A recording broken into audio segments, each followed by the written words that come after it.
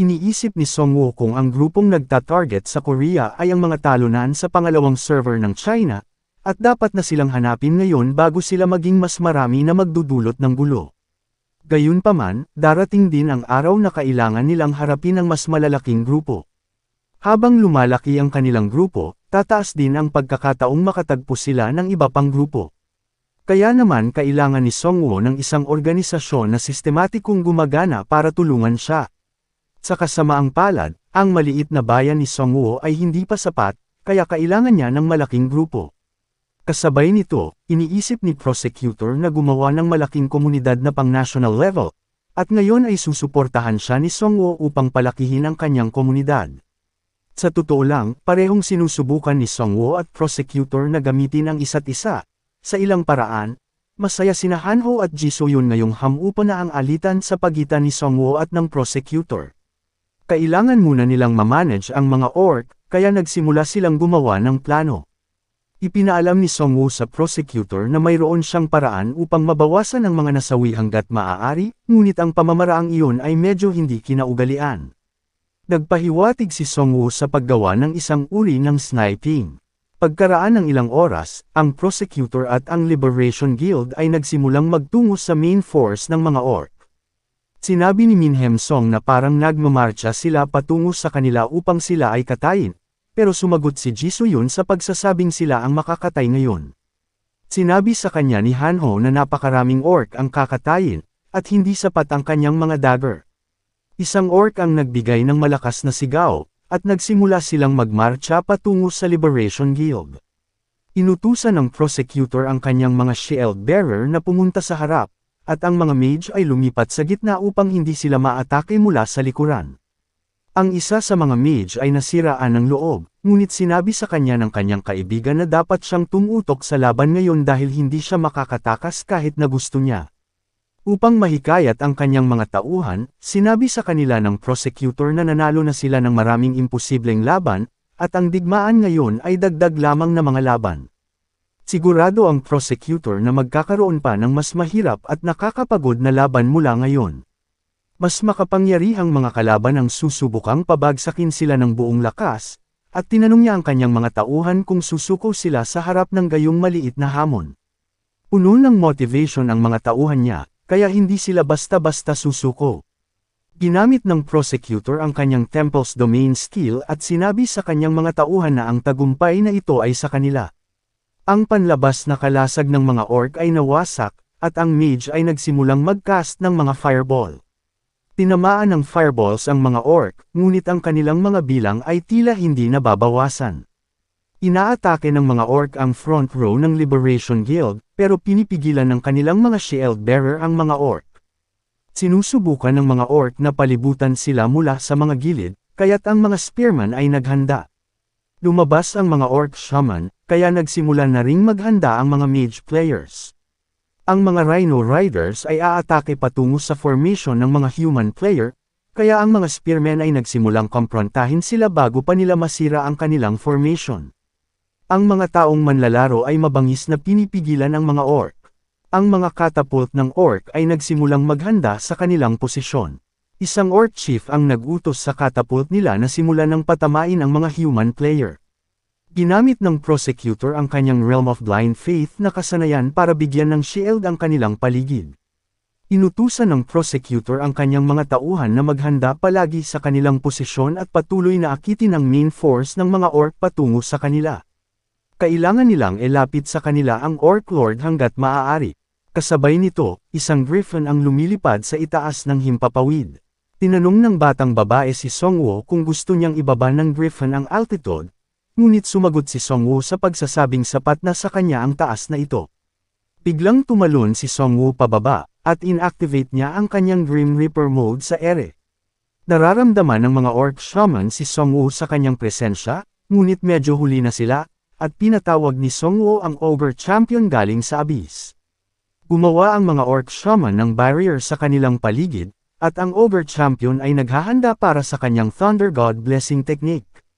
Dinurog ng Ogre Champion ang barrier, at ang mga orc shaman ay napatay din sa proseso. Nakita ng prosecutor ang buong pangyayari, at ngayon ay alam na niya na ito ang operasyon ng sniping na sinasabi ni Songwoo. Ang Orc Lord ay lumabas mula sa mga durog na bato, at ang pag-ataking iyon ay nagkaroon ng malaking epekto sa kanya. Tinanong ni Songwoo kung bakit siya mukhang galit. Ang mga Ogre Warriors ay nagsimulang umatras upang protektahan ang kanilang Lord. Sinabi ni Min Hem-song sa Liberation Guild na salakayin ang mga Orc na nagsisimulang umatras.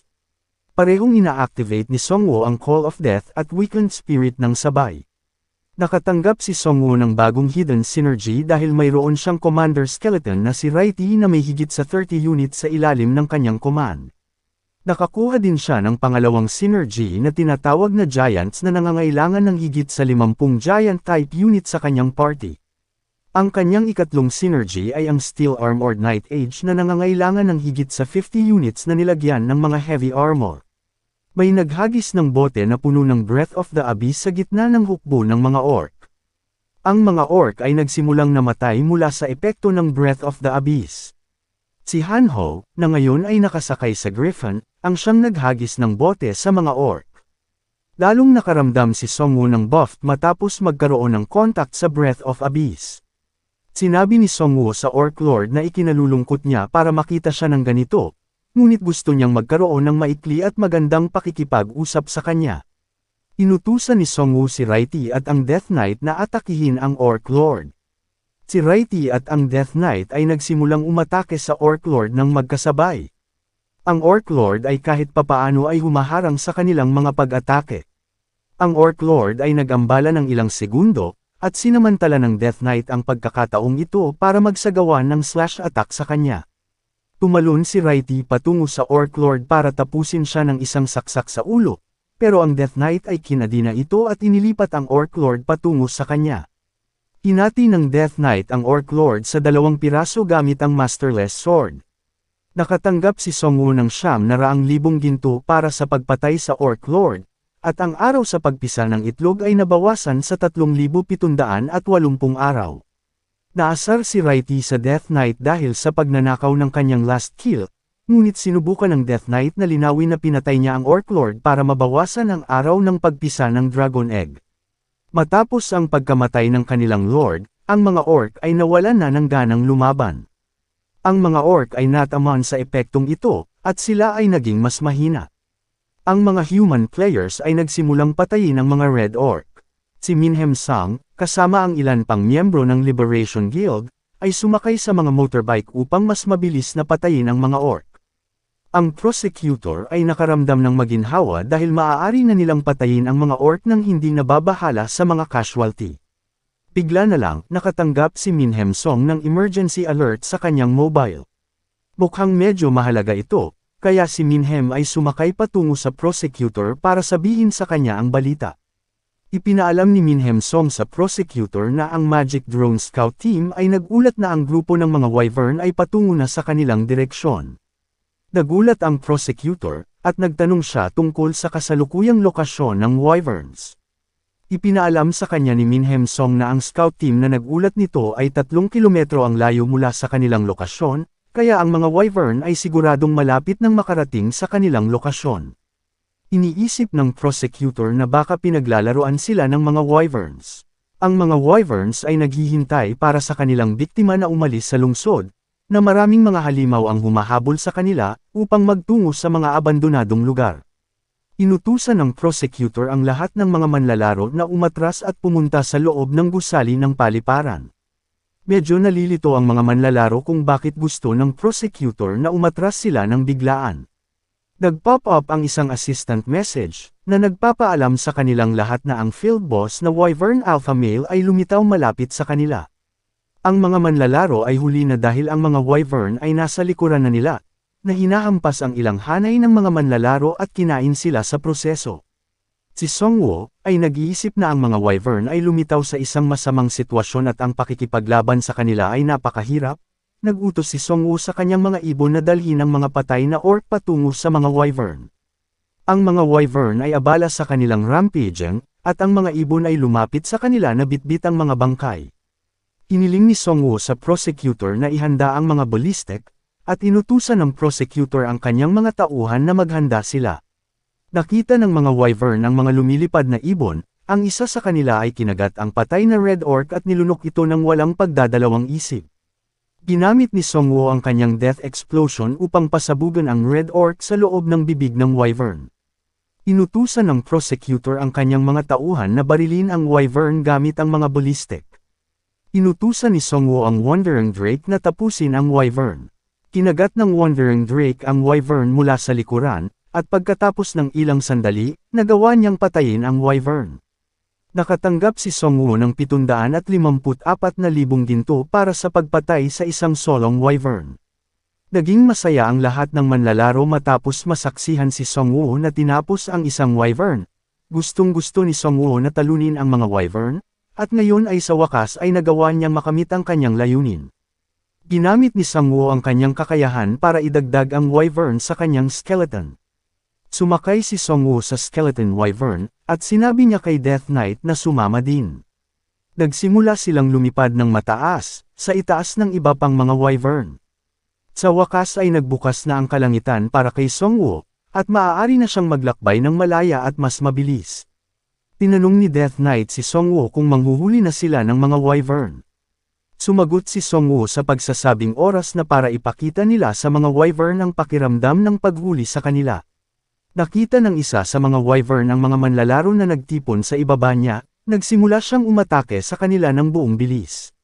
Inutusan ni Songwoo ang kanyang skeleton Wyvern na habulin ang Wyvern na nahiwalay sa grupo. Kinagat ng skeleton Wyvern ang isa sa mga pakpak nito, at ginamit ng Death Knight ang kanyang kakayahan na Chains of Abyss para itali ang Wyvern. Inutusan ni Songwoo ang Death Knight na tapusin ito gamit ang Masterless Sword. Biglang napansin ni Songwoo ang pangalawang Wyvern sa itaas niya, na akmang aatakihin sila. Iniwasan nila ang pag-atake ng Wyvern sa kanilang pagyuko, at ang skeleton Wyvern ay nagsimulang lumipad palayo, at ang pangalawang Wyvern ay humahabol sa kanila. Nag-aalala si Songwoo dahil magiging mahirap ang paglaban sa dalawang Wyvern ng sabay. Kasabay nito, nakatanggap siya ng abiso na ang isang Wyvern ay napatay. Pinatay ng Death Knight ang unang Wyvern sa pamamagitan ng pagsaksak sa ulo nito gamit ang Masterless Sword, at ngayon ay papahulog na siya. Ginawang skeleton Wyvern ni Songwoo ang isang Wyvern gamit ang kanyang ability. Ang pangalawang Wyvern ay hindi sumusuko, at malapit ng kagatin sila. Si Songwoo ay itinawag si Righty, at inihagis siya patungo sa pangalawang Wyvern. Habang malapit ng lamunin ng Wyvern si Righty, ginamit niya ang kanyang spinal bones para iwasan ang pag-atake. Pagkatapos ay ginamit ni Righty ang kanyang spiral blade technique upang putulin ang Wyvern. Ang Wyvern ay nakatanggap ng maraming pinsala at nagdudugo. Ang Wyvern na sinasakyan ni Songwoo ay kinagat sa leeg ang pangalawang Wyvern. Pinuhay ni Songwoo ang pangalawang Wyvern, at ngayon ay 3 na sila. Mayroong higit pang mga Wyvern sa ibaba nila na isang grupo, at ang alpha male Wyvern ay pinapanood sila mula sa itaas. Hindi kayang harapin ni Songwoo ang isang buong grupo ng mga Wyvern, kaya hihintayin niya ang ilan sa kanila na umalis sa grupo, at hahabulin niya sila isa-isa. Biglang sumigaw ang alpha male Wyvern na nagro-roving sa itaas nila. Lahat ng Wyvern ay nakatingin sa alpha male, ang buong grupo ay nagsimulang umakyat sa kalangitan, at hindi pinapansin si Songwoo, na humaharang sa kanilang daanan. Ang alpha male Wyvern, kasama ang kanyang hukbo, ay nagpakita ng presensya ng evil vibes. Sinabihan ng Death Knight si Songwoo na maging alerto dahil malapit nang magkagulo ang paligid. Mayroong humigit kumulang 30 Wyvern sa grupo, at magiging imposible na makatakas pa sila, ngunit mayroon pang isang banga si Songwoo na puno ng Breath of the Abyss, na maaaring magamit sa sitwasyong ito. Sabay-sabay na sumugod ang mga Wyvern patungo kay Songwoo. Mabilis na ikinalat ni Songwoo ang Breath of the Abyss sa paligid niya. Ang mga Wyvern ay naging alerto pagkatapos makita ang isang ulap na nabuo gamit ang Breath of the Abyss, pero sila ay patuloy pa rin sa pag-atake at natamaan ng epekto ng Abyss. Ang isa ay lumipad pabalik, palayo sa usok ng Breath of the Abyss.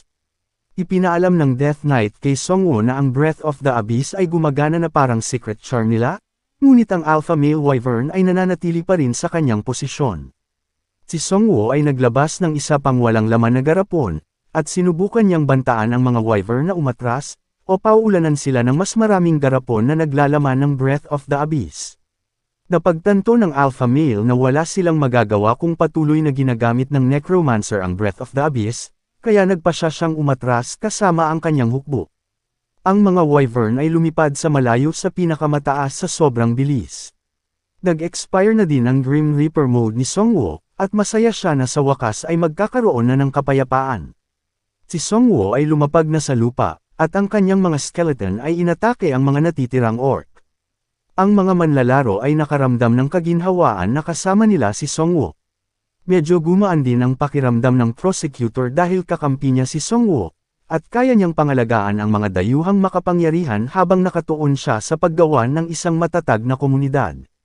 May lumalabas na notification na nagpapaalam sa kanila na napaalis na ng mga Koreano ang pang-apat na warlord monster, at si Songwo ang may pinakamalaking contributor sa misyong ito. Nagsisimulang ipagdiwang ng mga manlalaro ang kanilang tagumpay. Si Songwo ang may pinakamalaking ambag sa raid na ito, pero ang manlalaro na si Han Kang-suk ay nasa unang posisyon pa rin sa Korean server. Kaka-level lang ni Songwo sa level 18, kaya pumili siya ng +3 strength card bilang kanyang level up reward. Alam ni Songwo na may nakakaalam na sa impormasyon tungkol sa kanya at masyadong kumalat ito dahil sa live streaming, at ang kanyang mga kaaway ay pupuntiryahin siya sa hinaharap sa halip na ang kanyang skeleton army. Kaya naman pumili siya ng strength card para tumaas ang kanyang lakas.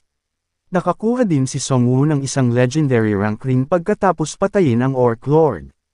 Ang singsing na ito ay tinatawag na Blackened Pearl Ring, pinapataas nito ng 10% ang isang uri ng curse type magic damage. Ang singsing na ito ay naglalabas din ng black energy, na maaaring makapinsala sa mga manlalaro na walang immunity. Gagamitin ni Songwo ang singsing, at magiging kapaki-pakinabang ito para sa kanya kapag gumamit siya ng Breath of the Abyss o iba pang black magic.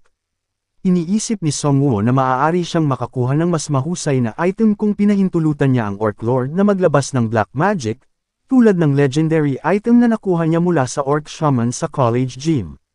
Ngunit ang pagtigil sa mahika ay ang mas mahalaga, dahil mas maraming tao ang mawawalan ng buhay. Pagkagabi, gumawa sila ng assessment na 472 katao lamang ang nakaligtas sa huling labanan, ikatlong beses na bahagi na iyon ng mga manlalarong nagsimula sa labanan, at medyo nababahala na ang mga manlalaro. Lumapit ang prosecutor at ibinalita sa kanila na marami silang nawalan ng mabubuting tao, ngunit ang mga nakaligtas ay nagiging mas malakas. Ipinapaalam pa niya sa kanila na patuloy na magaganap ang mga ganitong pangyayari, kaya dapat nilang gamitin ang insidenteng ito bilang dahilan para lumakas. Iniisip ni Songwo na masyadong determinado ang mga salita ng prosecutor, pero lahat ng sinasabi niya ay totoo.